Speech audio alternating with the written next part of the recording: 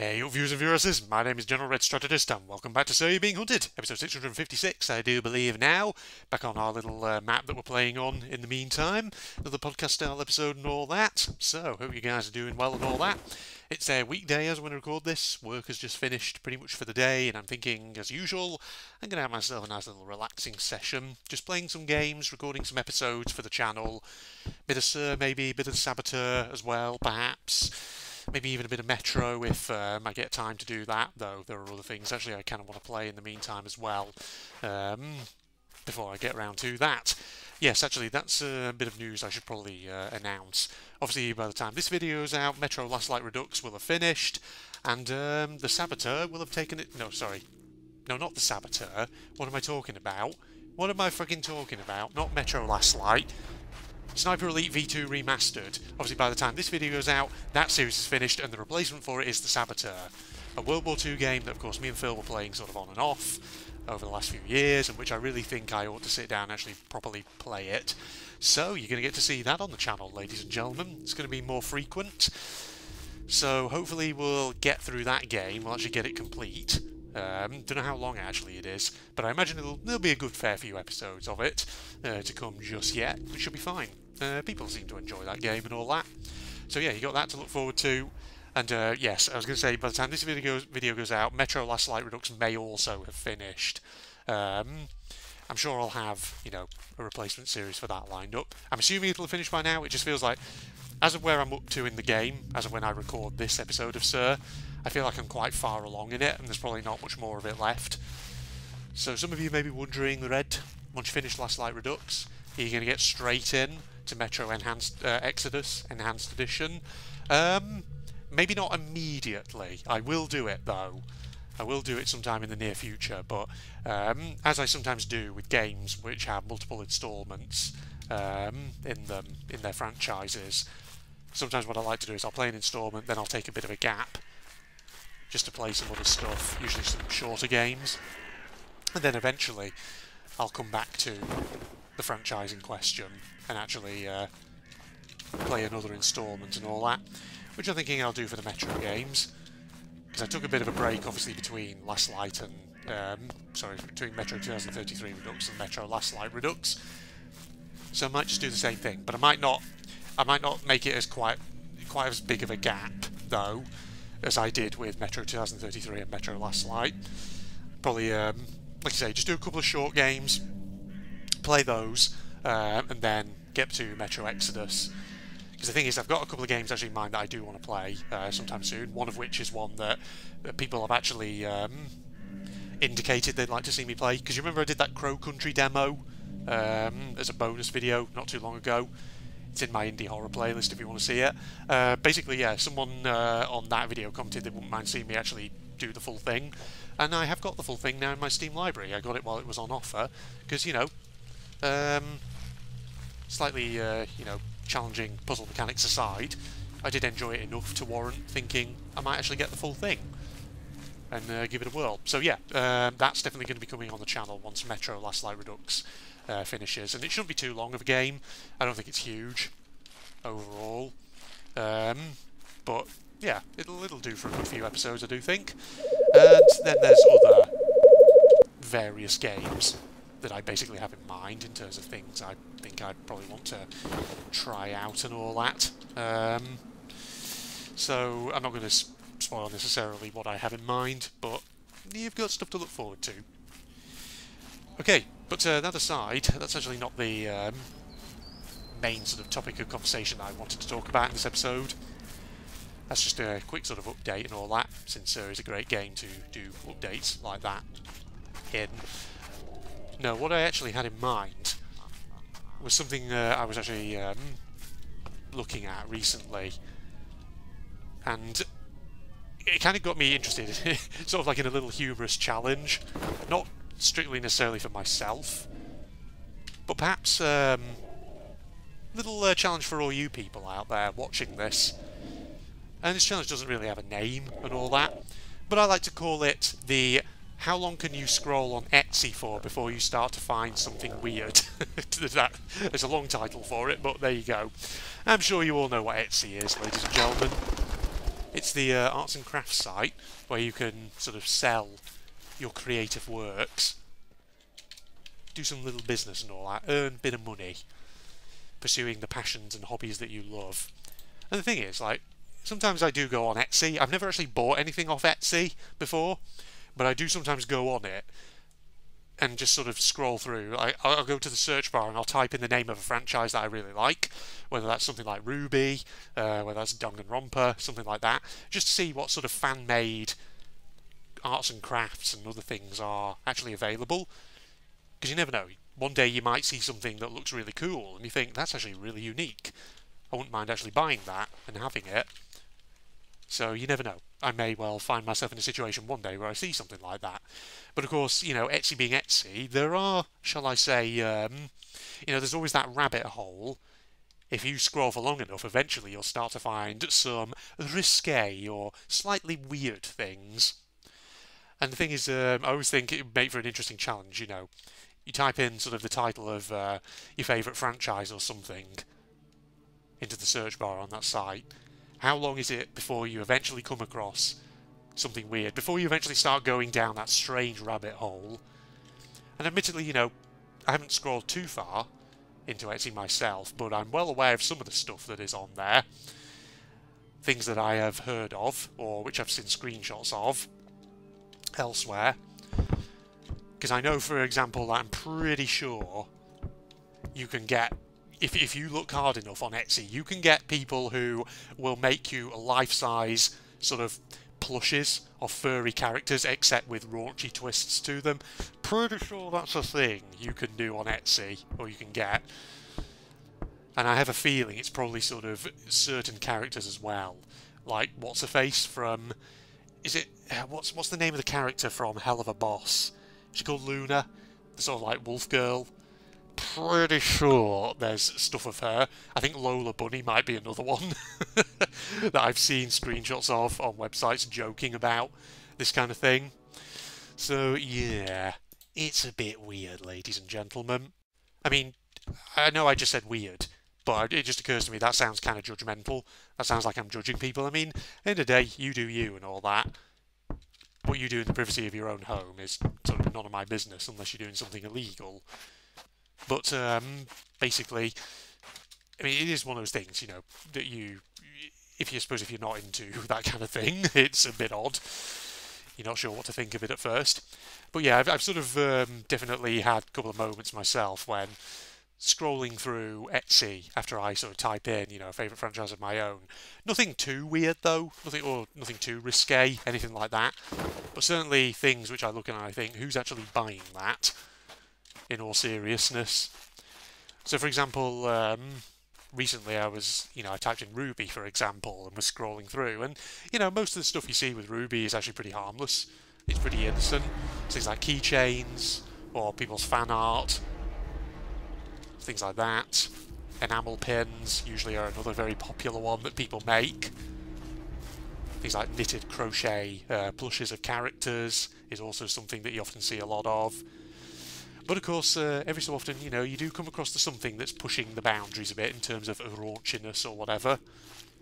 I'm pretty sure as I was scrolling through Etsy looking at Ruby stuff, I'm pretty sure at one point, as, you know, probably a lot of people would expect, eventually I came across the listing for a friggin' Ruby Rose Dakimakura, you know, a body pillow.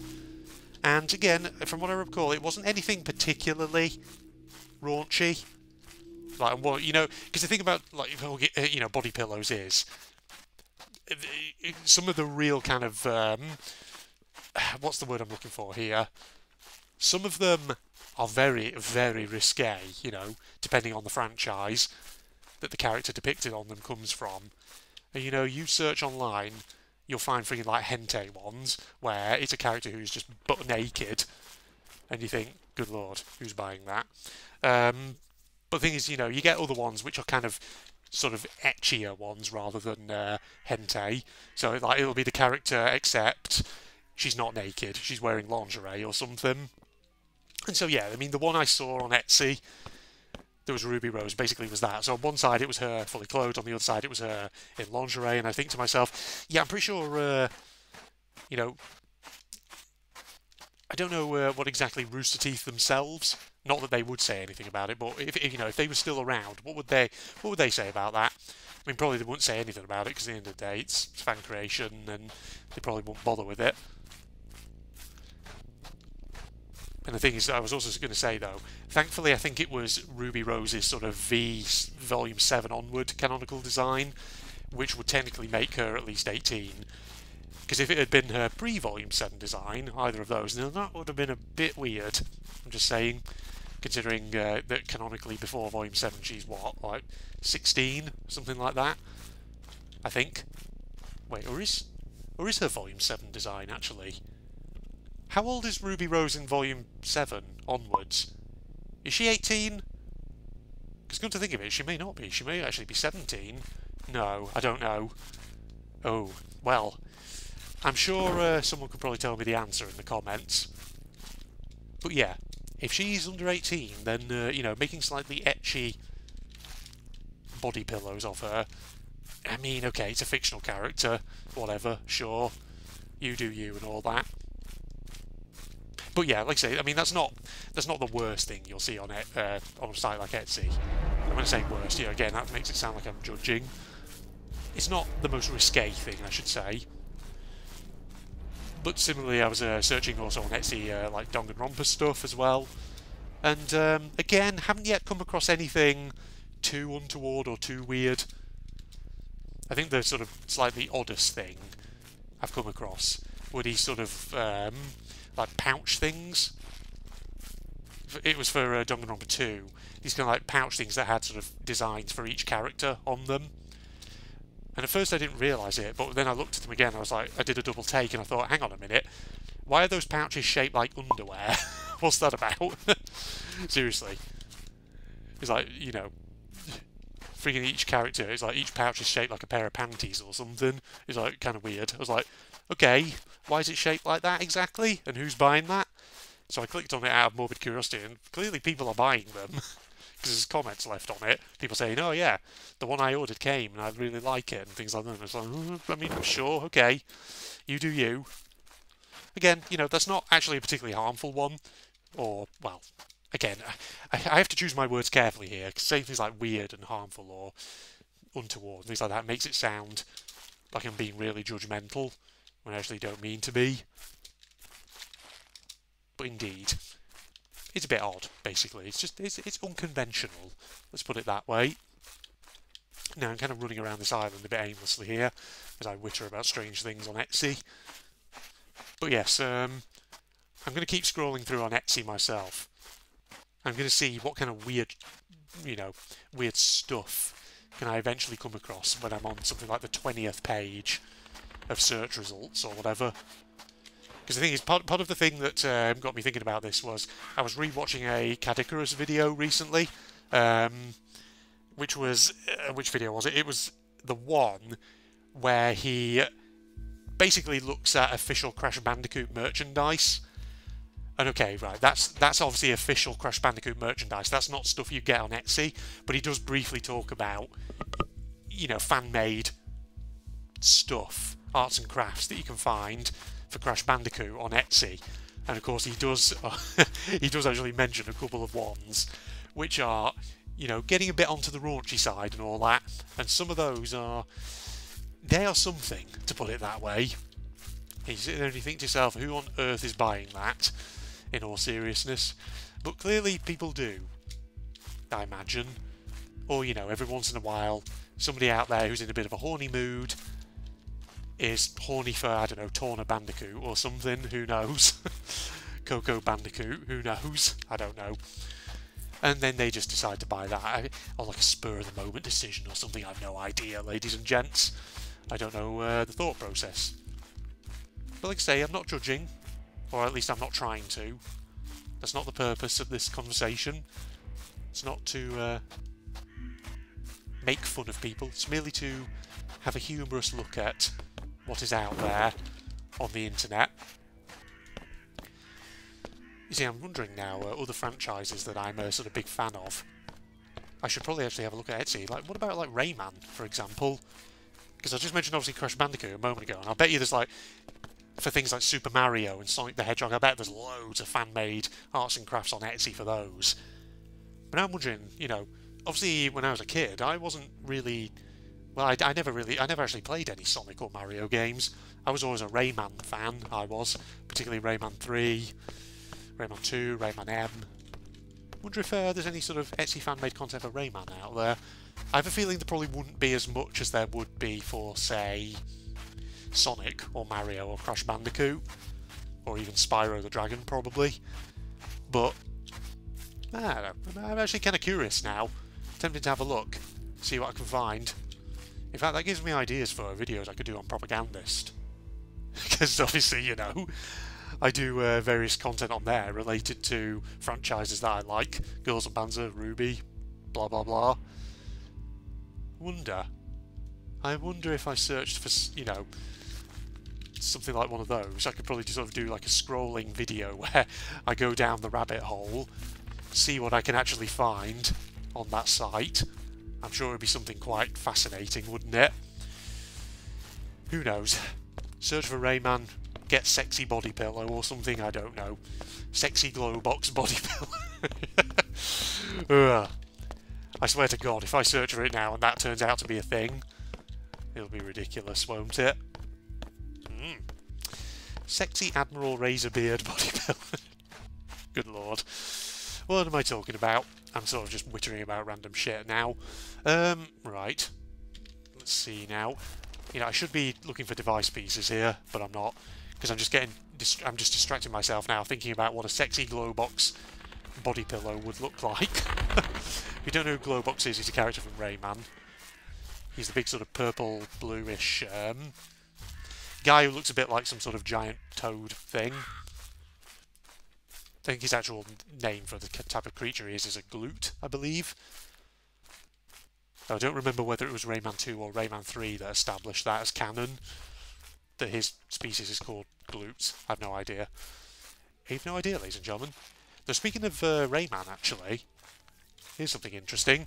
Obviously that Cadicarus video about official Crash Bandicoot merchandise, I actually did, out of curiosity, search on Google official Rayman merchandise, and I did find a web page from Rayman Pirate Community, which basically has a whole listing of official Rayman merchandise released throughout the years, to do with, like, obviously the original Rayman, Rayman 1, and then like Rayman 2, Rayman 3, Rayman Origins, blah blah blah. Interestingly, apparently, in, I think it's either third or fourth quarter this year, apparently there's going to be an official Rayman board game or something that's apparently going to be released. So, I've never actually thought about buying a board game based off of a video game before, but who knows? Well, I mean, I like Rayman, so I may check it out. I don't know. See if it's anything interesting looking. You never know what you might find, basically. Alright, I think that's probably enough for this little podcast-style episode here, ladies and gentlemen. So I hope you enjoyed listening to me wittering on about the Etsy rabbit hole. So that's your challenge, that's your homework, everyone. You are to go away after this video, go onto Etsy, type in the name of your favourite franchise, something like that, especially a childhood franchise. Go on, let's corrupt people's innocence, let's corrupt people's childhoods, why not? Go on there, type in something like that, and just scroll and scroll and scroll. See how far you can go before you start going down the weird rabbit hole. The rabbit hole of the risque, the raunchy, and the God knows what else. Or, let me know in the comments if you did do that, and you went through all the pages, and you didn't find anything of that kind. Is there actually something out there which, certainly by Etsy standards at least, has maintained its purity and innocence, to put it that way? Let me know in the comments if you want to. If you want to take me up on this challenge and all that. Alright, I think that's enough wittering from me. Facebook and links are down below, along with the link to my Propagandist channel for anyone interested. And if you enjoyed, a like is of course always appreciated. But than that, I am signing off now. Goodbye, everybody. Does it want me to go out to the car? I know it's like we're in a petrol station here. Am I supposed to offer service to the people who drive in? This could be a bad idea, I'm just saying. Sorry? somewhere.